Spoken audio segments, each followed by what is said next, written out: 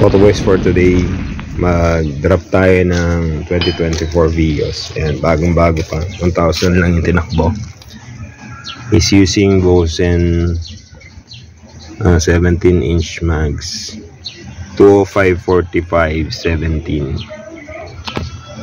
So fender gap 4 yung front, then ayun, sikip din yung alas 3.5 yung rear. That's common para sa ganitong generation. Out of 4 and 4. So expectation natin 1 to 1.5 to 1 to 1.5 in drop.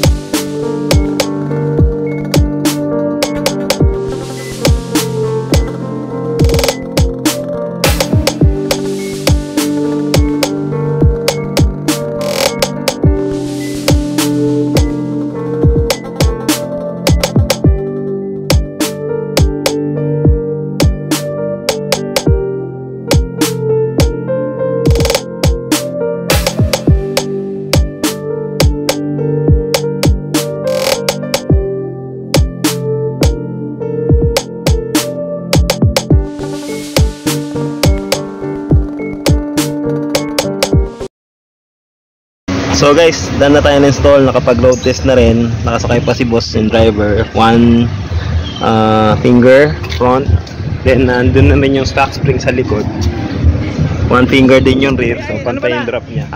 Dead end kaliwa, tapos dead end kaliwa, guardhouse. Okay. Siguro 3 hams yung madadaan mo dyan. Thank you. Ingat, ingat.